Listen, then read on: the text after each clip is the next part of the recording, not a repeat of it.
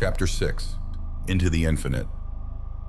Standing at the controls, his tireless metal figure erect as he gazed out into the vast blackness of cosmic space that lay before us, Chorus Khan turned from that gaze toward me as I stepped inside the pilot room.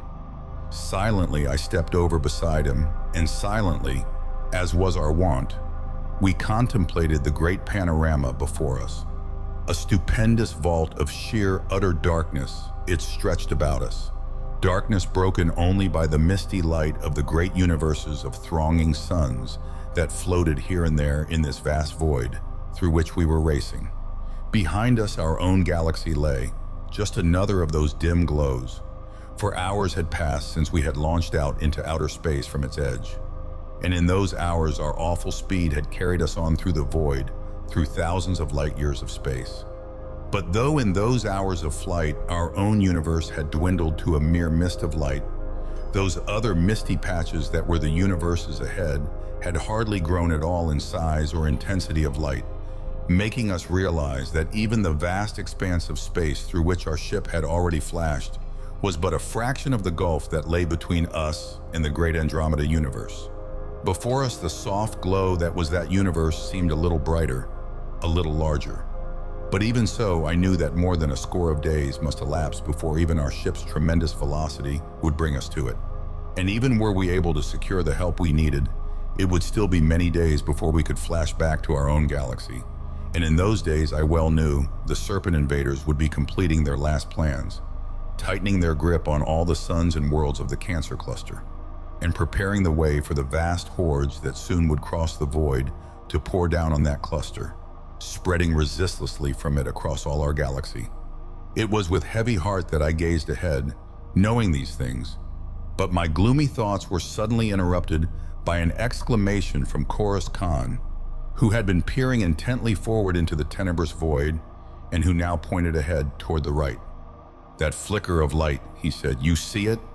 I bent forward, gazing to where he was pointing in the heavens before us, and then at last made out in the blackness, not far to the right of the glowing Andromeda universe, another patch of light of equal size, but one whose light was so dim as only to be seen with straining eyes. A mere dim flicker of light it was, in that crowding darkness. But as I gazed at it, the nature of it suddenly came clearly to my mind, and I uttered a low exclamation myself. "The universe of the serpent creatures," I said. "It's the dying universe from which they came to invade our own." He nodded. "Yes, it's nearer the Andromeda universe than our own too." I saw that he was right, and that the two universes, that of Andromeda and this dim dying one, lay comparatively close to each other, and at almost equal distances from our own, the two forming the base of a long, narrow triangle, of which our own universe was the apex. Together we gazed toward that dim flicker of light in a thoughtful silence. We knew, even as we gazed, what great preparations were going on in that dying universe for the conquest of our own galaxy, what mighty efforts the serpent races there were making to complete their vast fleet and the strange, huge weapon which the records we had captured had mentioned, so that they could flash through the void to pour down on our galaxy. The knowledge held us wrapped in thought as our great ship raced on, still holding to its tremendous utmost velocity, rocking and swaying a little as it plunged through the vast ether currents which swirled about us here in outer space.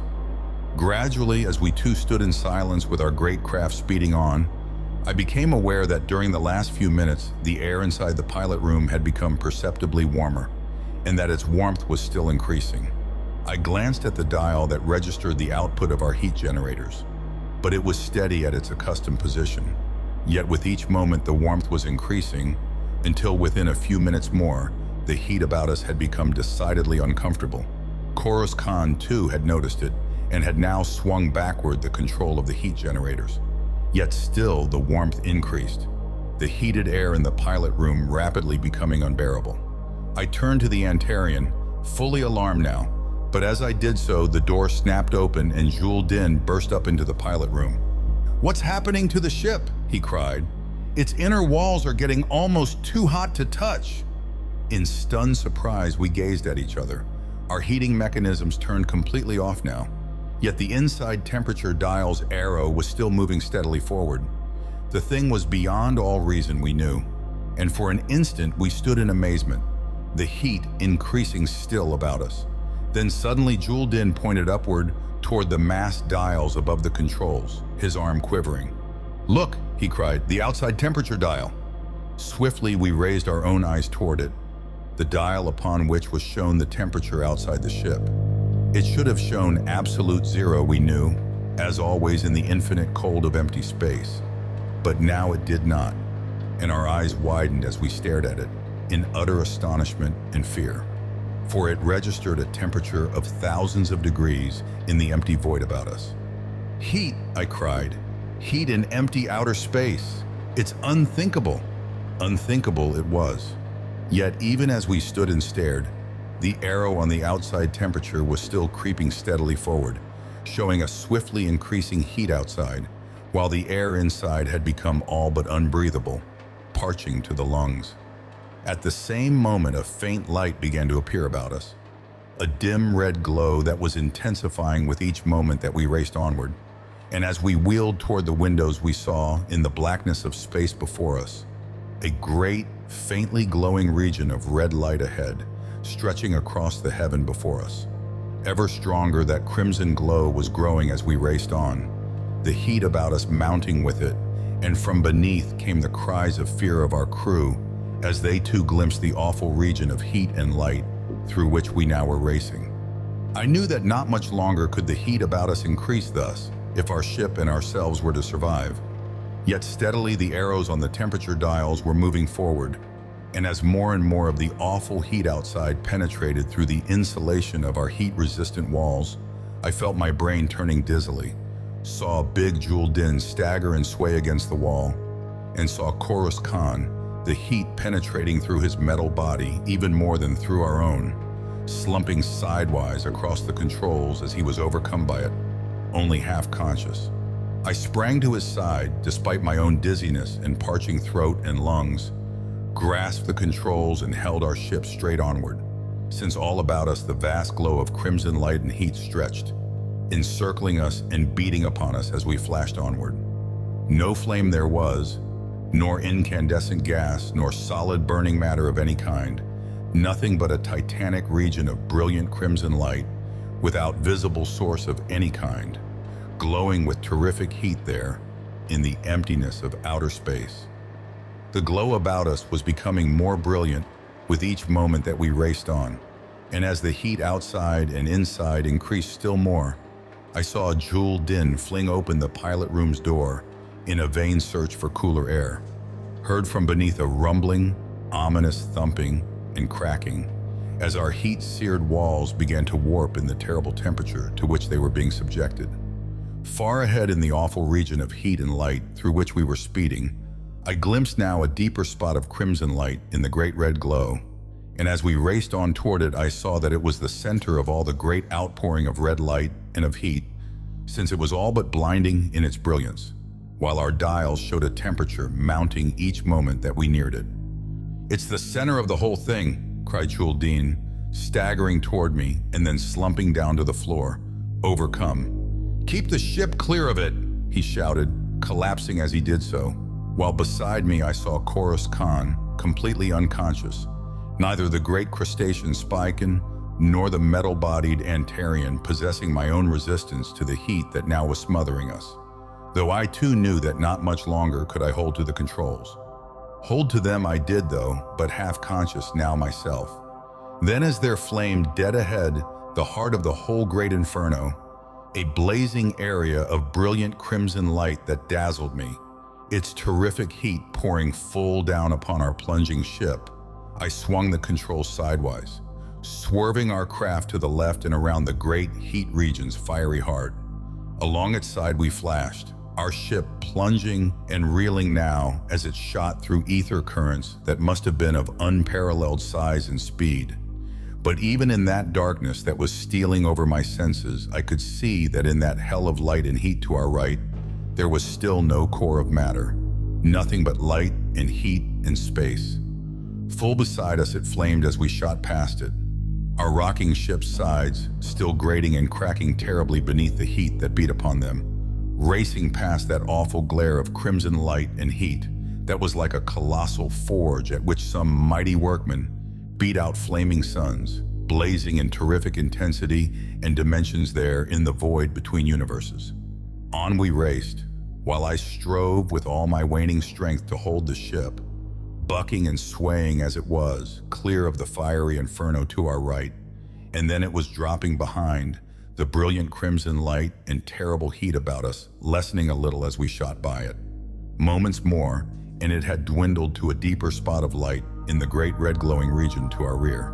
And then as we flashed still onward at our utmost speed, the last of the light and heat about us were passing, so that a moment later, with heat mechanisms again switched on, we were flashing again through the cold black void as before. With the passing of the overpowering heat, the cracking of the ship's sides had ceased, and Khoruz Khan and Jul Din were staggering to their feet, consciousness returning with the cooler air. Together we stared back to where only a swiftly vanishing little glow of faint red light in the darkness behind gave evidence of the hell of heat and light through which we had just come. Heat and light in the void of outer space, I cried. The thing's impossible, and yet we came through it. Khoruz Khan had been gazing back with us, but now he turned at my exclamation, shook his head. Not impossible, he said quickly. That heat and that light we came through were not generated like the usual heat and light of burning suns. They were generated in empty space by the ether itself. And as we stared blankly at him, he quickly explained himself. You know that heat and light are but vibrations of the ether of various frequencies, just as are radioactive or chemical rays, and the electromagnetic waves we use for speech and signaling. Highest of all in frequency are those electromagnetic waves. Next in order of frequency come heat waves. Next the red light vibrations, and down the various colors of light to the lower frequency violet light vibrations. And below these, lowest of all, the radioactive or chemical rays. Well, our scientists have long known that various of these ether vibrations have been set up in the ether of outside space by the collision of great ether currents. By those collisions are formed sometimes electromagnetic vibrations, interfering with our speech vibrations as static, or sometimes light vibrations, glowing without visible source in the heavens, and known to us as the zodiacal light. Here in the void, though, where mighty currents of size and speed inconceivable must collide, the vibrations set up were in the frequency range of heat and of the lower adjoining frequency, that of red light, so that that region we came through is one where the immense ether currents that we plunged through collide and set up a ceaseless outpouring of heat and light waves there in the ether, in empty space itself. I shook my head. It seems plausible, I said, yet the reality of it, that titanic region of awful heat and light, it seems strange enough, he admitted, but it's really no stranger than if it had been a great region of static, or... A sharp cry from the spike hand stabbed through our talk. The walls, he shouted. They're beginning to glow. Look! Startled, we swung about, and then the blood drove from my heart at the strangeness and awfulness of what we saw. For engrossed in our talk, we had not noticed that all in the pilot room about us, walls and floor and mechanism and controls, was beginning to shine out with a strange, flickering luminosity, a misty fluorescent light that with each moment was waxing in intensity, a quivering, unfamiliar light that seemed to glow from all in our ship as it raced swaying on, though outside was nothing but the same blackness of space as before. Even as we stared about us, astounded, our own bodies, and especially the metal body of Khoruz Khan, had begun to radiate the same lambent light. And then, with a sudden great leap of my heart, I saw that the edges and corners of the walls about us were smoothing and rounding a little, crumbling and disappearing a little, as though slowly disintegrating. At the same moment, a strange tingling shook through every atom of my body, a quivering force that flooded through me with increasing intensity. Horror-stricken we stood, until from one of the levers beside me, an inch of the handle fell off. A little piece of metal that rattled to the floor, and that was crumbling slowly, disintegrating, even as did the lever from which it had crumbled off. Then Chorus Khan was leaping toward me, across the glowing pilot room. "Swerve the ship's course," he cried wildly. "We've run into another great region of vibrations, radioactive vibrations that will crumble the ship and all in it to pieces in a few more moments." I grasped the shining levers, swung them sharply sidewise, sent our craft flashing off at a broad angle to its previous course.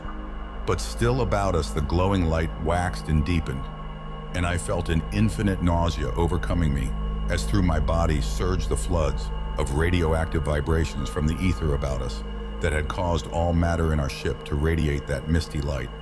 With each moment, the shining walls about us seemed crumbling faster, and I knew that moments more would see the ship's end, unless soon we escaped from the great trap of disintegrating death into which we had ventured.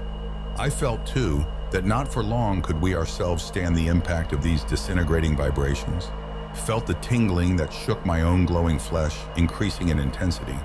While all about us now, tiny bits of metal were falling from crumbling walls and ceiling and machinery. Still grasping the controls, though, I held the ship to a course aslant from our previous one, while my two companions tensed with me over them, gazing ahead, while from beneath again came wild cries of alarm as those of our crew, who had already run the gauntlet of the enemy's death beams and of the great heat region, saw the new peril that encompassed us. There came, too, from somewhere in the ship, a great thump and clang of metal as some one of our mechanisms there broke loose from its crumbling base.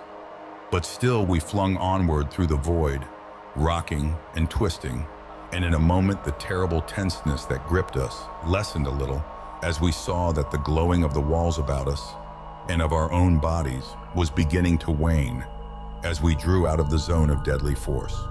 A few more moments of onward flight and they had vanished altogether. And then I brought the ship back to its course, heading once more toward the misty light patch of the Andromeda universe, while I drew a long breath of relief. There was a silence of moments before Jul Din, first of us, found his voice. "Heat regions and radioactive force regions," he exclaimed. "If more of them lie between us and the Andromeda universe, what's our chance of getting there?" Chorus Khan shook his head. "We'll get there," he said, "but we'll have to keep close watch every moment of our flight. There's no way of telling how thickly scattered these great vibration regions may lie in space about us." A moment more and Jul Din left us, passing down into the ship's body to ascertain what damage had been wrought by the great zone of radioactive force, though we knew that we had escaped from it before it could seriously damage the ship. And as I now relinquished the controls to Chorus Khan, pausing with him a moment to look out again with some fearfulness into the black void through which we were racing, it was with a full realization, at last, of the tremendous perils and unguessed circumstances that might lie in the vast spaces through which we must yet flash.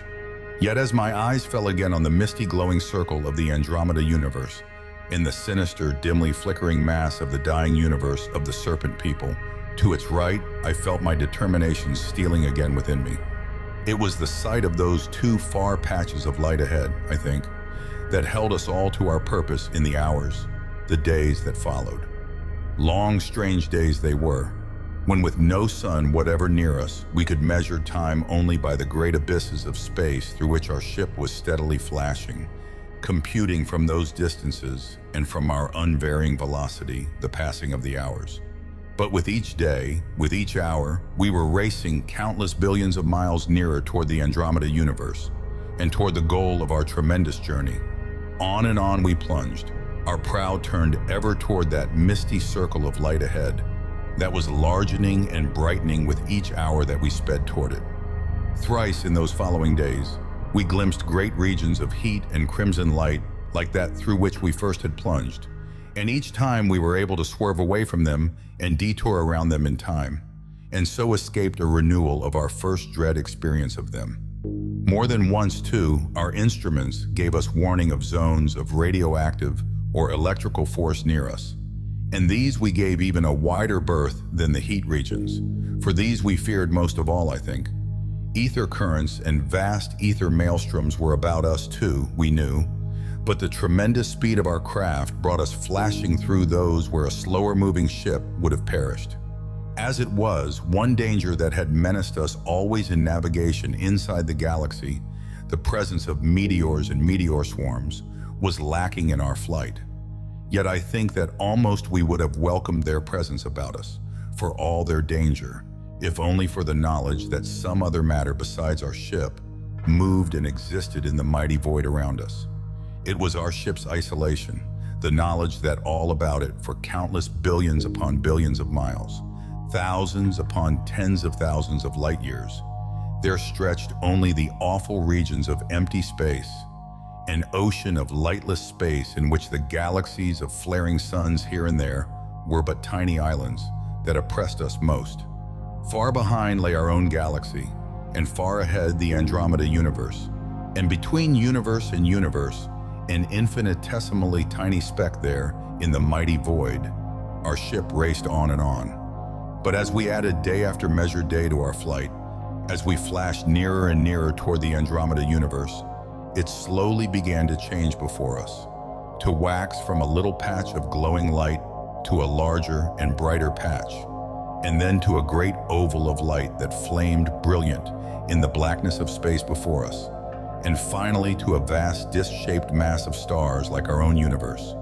The disk mass lay in space with edge toward us, and seen thus, the light of its countless thronging stars was fused almost into a single waxing glow. But as we swept nearer and nearer, that glow began to resolve itself into the light of the myriad massed suns of which it was composed. So brightly flamed those gathering suns in the heavens before us that only with an effort could we make out, far toward the right, the still faint glow of the dying universe of the Serpent People, as near to us almost as that of Andromeda, yet infinitely dim and dead in comparison with it. Steadily we flashed on, day following day, until when a score of them had passed, we computed ourselves as having traversed 2/3 of our journey, and could see that ever more swiftly, the great universe of stars ahead was widening across the heavens. On that 20th day, I spent hours with Jules in our regular inspection of the ship's mechanism, passing with him through the long room where our engineers, depleted in number by the death beam that had sliced through our ship, tended carefully the mighty generators. Then the Spiken and I passed out of the room and were proceeding down the long corridor that led toward the pilot room, when there came suddenly from it, ahead of us, a sharp cry. We stopped short a moment, then raced down the corridor and burst up into the pilot room, where Chorus Khan turned swiftly from the controls toward us. "Ships are approaching from ahead," he cried, pointing up toward the big space chart. We looked and saw that even as he had said, there moved upon that chart a 1/200 black dots in close formation, creeping steadily downward across the blank chart to meet the upward creeping dot that was our ship. In silent amazement we watched as our craft raced on, and then saw that as we neared them, the 50 ships ahead were slowly halting, and then beginning to move back toward the Andromeda universe in the same direction as ourselves. They were allowing us to slowly overtake them, obviously intending to race beside us at the same speed as ourselves toward the Andromeda universe. And as they made that move, Jules uttered an exclamation. "They must be ships from the Andromeda universe itself," he cried. "They've learned of our approach by space charts of some kind, have come out to meet us." My heart leapt at the thought, for if it were so, it would mean the first success of our mission across the void. Silently we watched as our ship's single dot on the chart raced closer and closer toward the 1/200 dots above it, they moving now at a speed almost equal to our own. Within moments we would be able to glimpse them, we knew, and gaze tensely into the blackness of space ahead, toward the Andromeda universe's flaring suns, as our craft raced on. Moments were passing, tense moments of silence and watchfulness. And then far ahead we glimpsed in the void, hardly to be seen against the great glow of the Andromeda universe, a little mass of light points that steadily were largening as we gradually overtook them.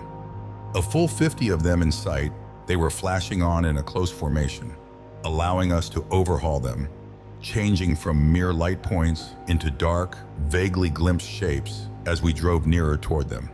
Then, at last we had reached them, were driving in among them as they moved now at the same speed as ourselves, could see their shapes more clearly as long and oval, their front ends white-lit, transparent-walled rooms like our own. Nearer we were flashing to those before us and about us, and then in those white-lit control rooms I glimpsed their occupants, slender, writhing, pale shapes at sight of which I cried aloud. "Serpent-ships!" I cried. "Serpent-ships from the dying universe ahead. Those back in our galaxy from whom we escaped have warned them of our coming. By the means of etheric communication their records mentioned. They know our mission and they've come out to intercept us here in space." Even as I cried out, Koros Khan's hands flashed out to the controls, but he was an instant too late, for at that same moment the ships just before us had turned and circled in one swift movement and were rushing straight back toward us. I had a flashing glimpse of their white-lit prows racing toward us through the intense darkness, and saw with photographic clearness the slender serpent shapes in those brilliantly lit pilot rooms, and then the foremost ship loomed suddenly enormous as it flashed straight toward us. With a sharp cry, Koros Khan drove the controls sidewise to swerve our ship, but before we could avoid the onrushing craft ahead, it was upon us and with a terrific, thunderous shock had crashed straight into our own racing ship.